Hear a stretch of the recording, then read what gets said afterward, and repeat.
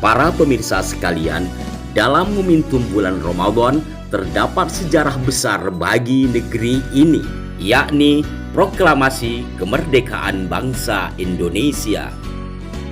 Beberapa hari menjelang proklamasi, negeri ini penuh dengan ketegangan.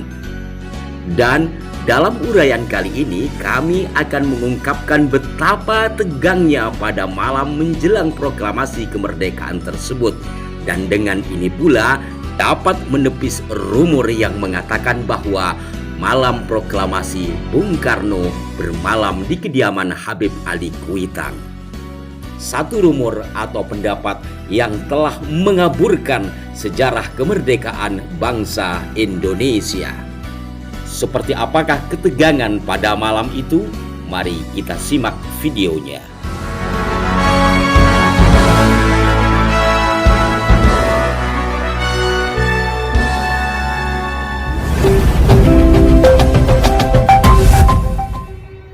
Assalamualaikum warahmatullahi wabarakatuh. Salam jumpa, salam sejahtera untuk Anda semua para pemirsa Ara9 Channel.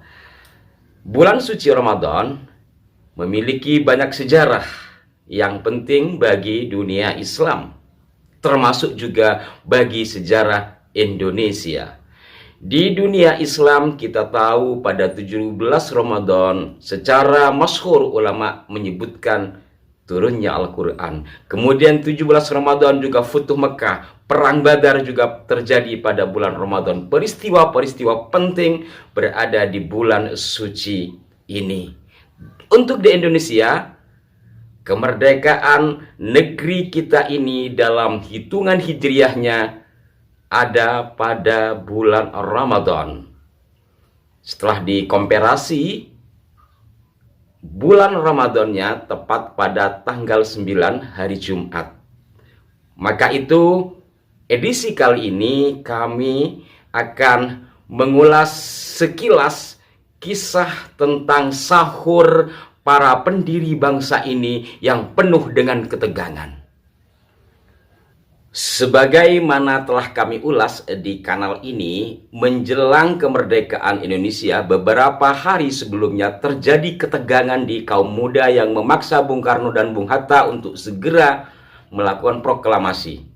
Tapi ditolak oleh Bung Hatta dan Bung Karno dengan berbagai pertimbangan. Kemudian terjadi penculikan, lalu penculikan itu berhasil ditemukan dan dibebaskan kedua tokoh besar itu oleh Bapak Ahmad Subarjo, lalu dibawa lagi dari Dengas Dengklok ke Jakarta, sampai ke Jakarta pada sekitar pukul 12 malam setelah penuh ketegangan di jalan. Karena pada malam hari itu kelompok PETA dan para pejuang lainnya sudah siap tempur untuk memerdekakan negeri ini. Bahkan di jalan-jalan di Jakarta sampai pada gedung RRI itu penuh dengan para pejuang yang siap untuk merdeka. Kalau bisa pada malam hari itu juga. Namun semua penuh pertimbangan. Maka setelah terjadi musyawarah, lalu dilakukan pertemuan di rumah Laksamana Maida. Menurut Dr. Ahmad Subarjo dalam bukunya yang beliau tulis sendiri, itu beliau dan rombongan sampai ke Laksamana Maida pada sekitar pukul 1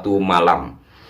Dan itu tidak langsung terjadi rapat karena ternyata Bung Hatta dan Bung Karno dibawa pergi oleh Maida. Yang belakangan diketahui beliau berdua ini dibawa untuk menemui petinggi Angkatan Darat Jepang. Karena Maida ini sendiri adalah penghubung dari Angkatan Laut. Sementara Angkatan Laut dengan Angkatan Darat Jepang ini berbeda persepsi terkait dengan rencana kemerdekaan ini. Khawatir rapat itu malah bisa dibombardir oleh Angkatan Darat Jepang. Belakangan diketahui ternyata petinggi Angkatan Darat Jepang tidak mau menemui, hanya ada seorang perwira yang dibawa ke Laksamana Maida.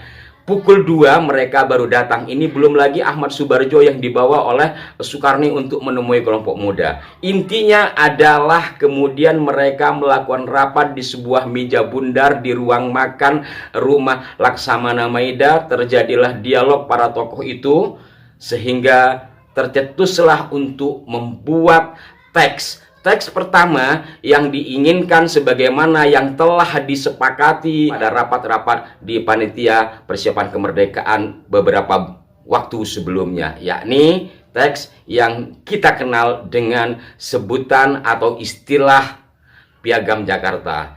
Ahmad Subarjo sebagai bagian dari perumus itu ditanya oleh Bung Karno tentang teks itu.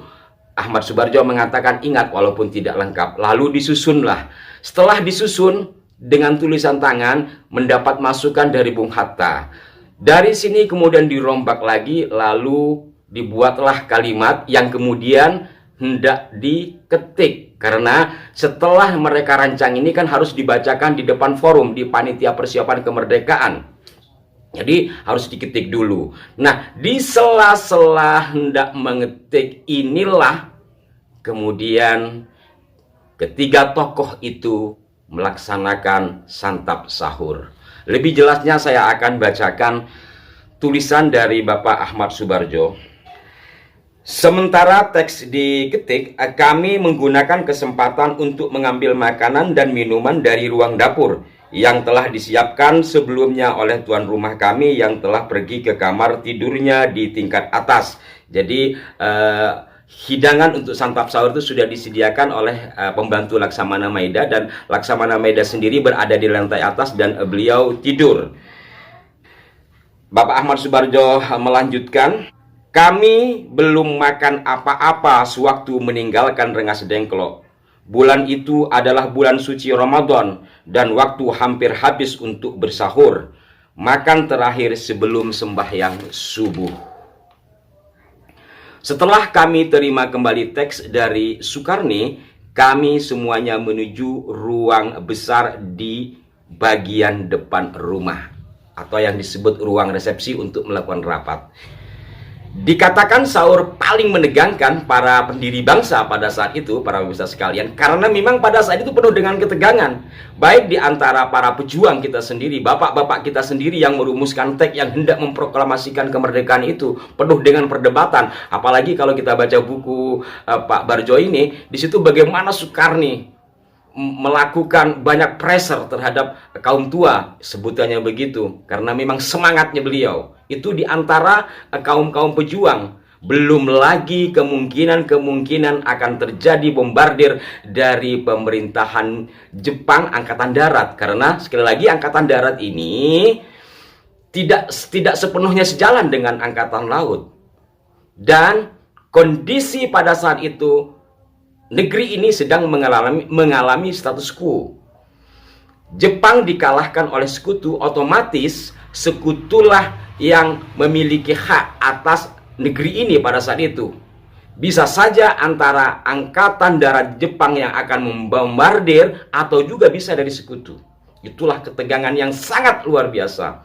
Namun keteguhan hati, semangat yang menyala untuk negeri ini merdeka, mereka terus laksanakan rapat. Artinya para pemirsa sekalian, di dalam kondisi bulan puasa di mana beliau-beliau ini adalah muslim yang taat, yang berpuasa pada saat itu, dalam tekanan kaum muda untuk segera memerdekakan negeri ini, berikut juga dalam tekanan penjajahan Jepang tentunya yang sudah dikalahkan oleh sekutu, yang tentu di sini juga ada peran sekutu. Dalam kondisi lapar, mereka terus berjuang untuk kemerdekaan negeri ini. Walaupun sebagaimana umum kita ketahui, Bung Karno akhirnya membatalkan puasanya ketika pagi hari beliau berada di rumahnya. Beliau terserang penyakit demam panas dan diobati oleh dokter pribadinya, yakni Dr. Soeharto, dan Dr. Soeharto meminta Bung Karno untuk membatalkan puasanya karena harus meminum obat. Marilah kita teruskan perjuangan para pendiri bangsa ini, kita teladani kehebatannya, dan kita doakan semoga beliau-beliau diterangkan alam kuburnya, diridhoi oleh Allah Subhanahu wa Ta'ala. Mohon maaf jika ada kekeliruan. Apa yang kami sampaikan hanya sebagai bagian dari mengenang keluhuran, akhlak, dan kebesaran tekad mereka di dalam memperjuangkan kemerdekaan negeri ini dengan tetap menjalankan ibadah sebagaimana perintah agama. Sampai jumpa. Wassalamualaikum warahmatullahi wabarakatuh.